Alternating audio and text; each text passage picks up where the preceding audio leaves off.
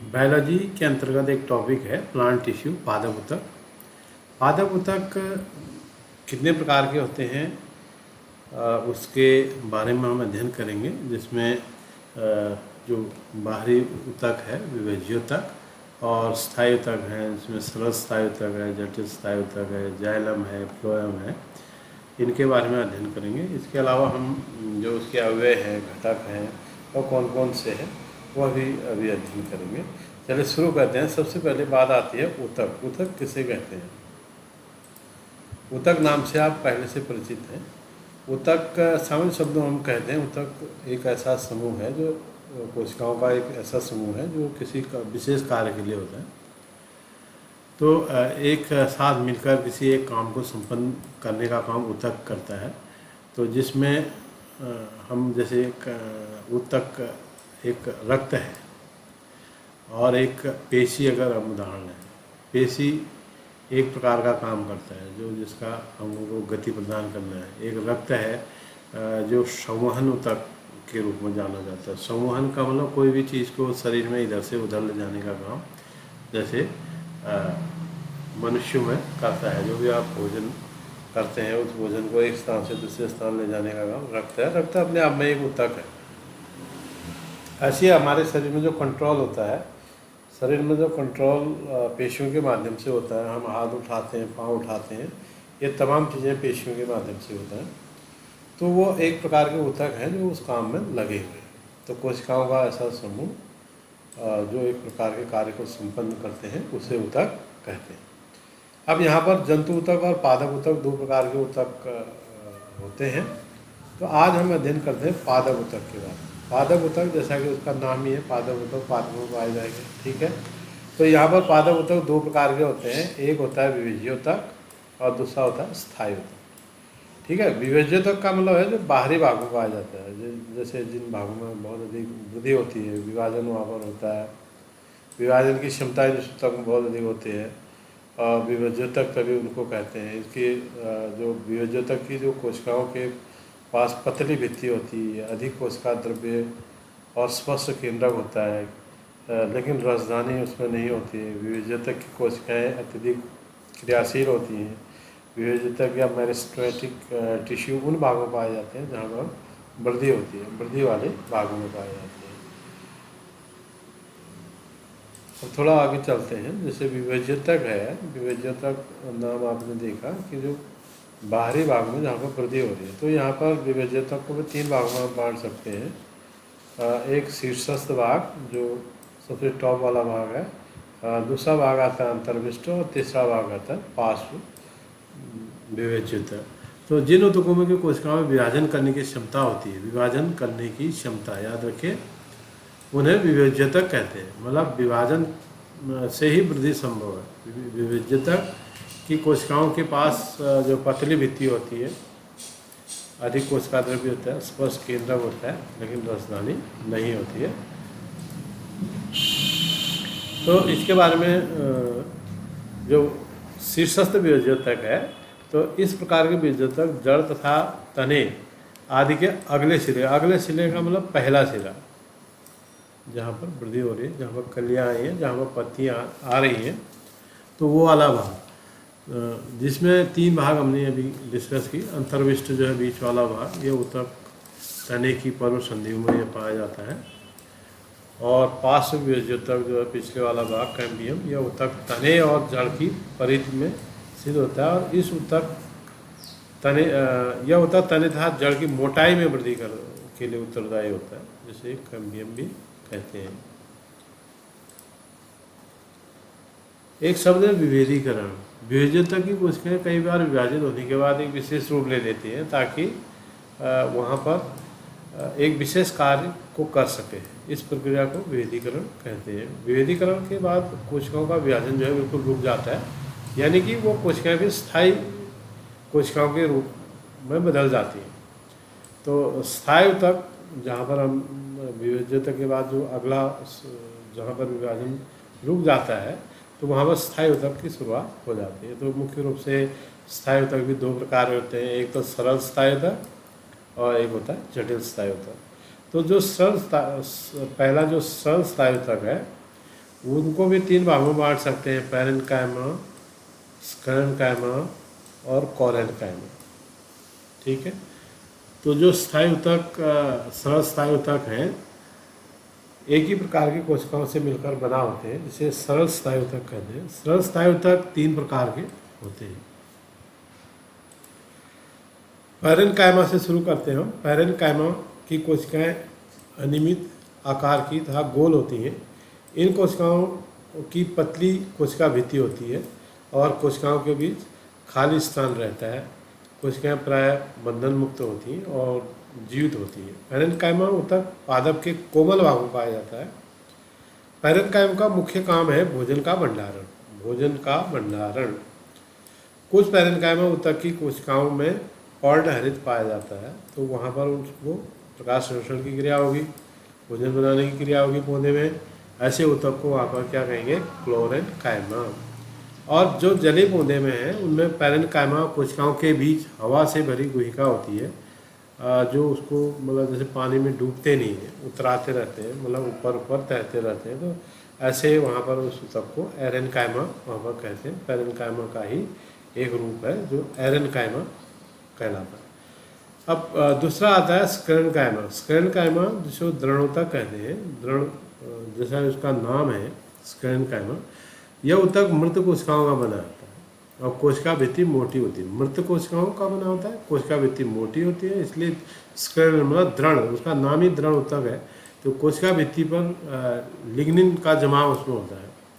कुछ कोशिकाओं की भित्ति इतनी मोटी होती है कि कोशिका के भीतर कोई खाली स्थान नहीं होता है। जैसे अभी यहाँ पर खाली स्थान दिख रहा है ना, ये खाली स्थान बिल्कुल नहीं होता है, इतनी मोटी हो जाती है। तो स्क्लेरेन्काइमा पादप में कठोर भागों पाए जाते हैं, जैसे तने में, संवहन मंडल में, पत्तियों की शिराओं में, फलों के छिलकों में। स्क्लेरेन्काइमा का काम है पादप को दृढ़ता प्रदान करना। मतलब जितना सख्त कोई पादप होगा वो स्क्लेरेन्काइमा की वजह से वो सख्त होगा। तीसरी चीज आती है कोलेन्काइमा। ये कोशिकाएं जीवित होती हैं, कोशिकाएं लंबी होती हैं, कोनों को मोटी होती हैं। यह ऊतक लचीलापन के साथ दृढ़ता भी इनमें होती है। ऊतक उन भागों में पाया जाता है जो थोड़ी बहुत गति की ज़रूरत होती है, जैसे कि पर्णवर्त है, डंठल है, यहाँ पर कोलेन्काइमा पाया जाएगा। अब एपिडर्मिस शब्द है। एपिडर्मिस क्या है, बाहरी परत को एपिडर्मिस कहते हैं किसी भी पौधे के। पादप के कोमल अंगों में एपिडर्मिस का निर्माण पैरेन्काइमा से होता है। यहाँ पर जो ऊतक होंगे, पैरेन्काइमा ऊतक होंगे, तो एपिडर्मिस का काम होता है सुरक्षा प्रदान करना। एपिडर्मिस के ऊपर एक मोम जैसी परत होती है जिसको जल की क्षय को रोकथाम करती है। जैसे मोम की परत जो है, जल का अधिक वाष्पोत्सर्जन होता है तो उसको रोकने का काम वहाँ करता है। यह परजीवियों से भी रक्षा करती है। अब बाहरी पार्ट है तो जो भी परजीवी है, बाहर का जो मौसम के अनुसार कई चीज़ें होती हैं तो उससे रक्षा करती है पौधे के। एपिडर्मिस की कोशिकाएं अक्सर चपटी एक परत में होती है। कोशिकाओं के बाहरी और बगल की भित्ति मोटी होती है, कोशिकाओं के बीच खाली स्थान नहीं होता है। यह एपिडर्मिस के कुछ गुण हैं। अब बात करते हैं स्टोमेटा। स्टोमेटा का मतलब रंध्र जिसे कहते हैं। रंध्र का मतलब है एक प्रकार के ऐसे छिद्र जो पौधों में होते हैं, जिससे किसका आदान प्रदान होता है, जो जल तथा गैसों का आदान प्रदान करने के लिए जो छिद्र होते हैं। इसमें क्या होता है, एक बीच का भाग आप देख रहे हैं, ये छिद्र है और इसमें 2 द्वार कोशिका होती है। जो बाहर की सेल है, ये वाला और ये वाला जो सेल है, इनको कहते हैं द्वार कोशिका। और इनके बीच में क्लोरोप्लास्ट भी होता है, फोटोसिंथेसिस का काम करता है। और बाह्य भाग होते हैं इसके त्वचीय कोशिकाएं, और उसके बाद सहायक कोशिकाएं इसमें होती हैं। तो ये स्टोमेटा का जो मुख्य कार्य है, जो जल तथा गैसों का आदान प्रदान करना। और जैसे मनुष्य में नाक होता है, मुंह होते हैं, तो इसमें पौधे में जो भी गैस है और जल है उनका आदान प्रदान इन स्टोमेटा के माध्यम से होता है। जल का मतलब यह है वाष्पोत्सर्जन से मतलब है। वाष्पोत्सर्जन मतलब पौधों में जो अधिक जल हो जाता है उसको शरीर से बाहर त्यागने का काम वाष्पोत्सर्जन क्रिया द्वारा होता है। तो वहाँ पर स्टोमेटा के माध्यम से जो छोटे छोटे छिद्र हैं वो बाहर जाता है जल। और इसी तरह जड़ों में एपिडर्मल कोशिकाओं के बाल जैसे प्रबंध होते हैं, जिन्हें मूल रोम कहते हैं, रूट हेयर कहते हैं। इसके कारण जल की जो एपिडर्मिस का क्षेत्रफल बढ़ जाता है और ताकि जल द्वारा अधिक से अधिक जल का अवशोषण हो सके। एक चीज़ आती है कार्क। कार्क जैसे जैसे पेड़ का आकार बढ़ता रहता है तो एपिडर्मिस में बदलाव आते रहते हैं। कॉर्टेक्स के द्वितीय विभेद्युतक की एक पट्टी उपस्थित होती है। यह पट्टी कार्क नामक कोशिकाओं की परत बनाती है जिससे पेड़ की छाल बनती है। कोशिकाएं अक्सर मृत होती है जिसके कारण छाल जो है अधिक कठोर हो जाती है और कार्क के ऊपर सुबेरिन की एक परत होती है। सुबेरिन की एक परत होती है जिसके कारण छाल से ऊपर हवा या पानी प्रवेश नहीं करती है, मतलब बिल्कुल टाइट हो जाता है, जिससे पेड़ की रक्षा होती है। इससे पेड़ के सुरक्षा मिलती है। कॉर्क। अब यहाँ पर जटिल स्थायु-ऊतक की बात करते हैं। जटिल स्थायु-ऊतक में हमने कहा कि मुख्य रूप से जाइलम और फ्लोएम दो प्रकार के होते हैं। जाइलम का कार्य क्या है? जल का संवहन। जड़ से जो है जो जल ऑब्जर्व करता है पौधा, उसका प्रत्येक भाग तक, पौधे के सभी भाग तक ले जाने का काम जो है जाइलम का है। और फ्लोएम का काम है भोजन का संवहन, भोजन को एक स्थान से दूसरे स्थान तक ले जाने का काम। अब भोजन बनता कहाँ है? पत्तियों में, ठीक है। इन दोनों से मिलकर जो बंडल है उसको कहते हैं संवहन बंडल, ठीक है। और दोनों को हम क्या कहते हैं? संवहन ऊतक कहते हैं, जाइलम और फ्लोएम, ठीक है। ये एक चित्र है, पहला वाला ये जाइलम का चित्र। यहाँ पर जाइलम देखें, वाहिका देख रहे हैं, ट्रैकिड देख रहे हैं आप, इनकी संरचना यहाँ पर दी है। इसी तरह फ्लोएम ऊतक है। फ्लोएम में ये है चालनी छिद्र हैं, चालनी नलिका है, ये देख रहे हैं।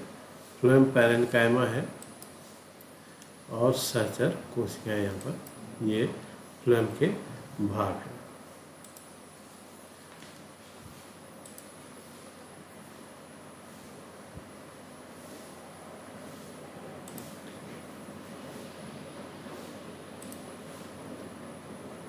जाइलम के अवयवों के जो नाम हैं, जैसे ट्रैकिड, जैसे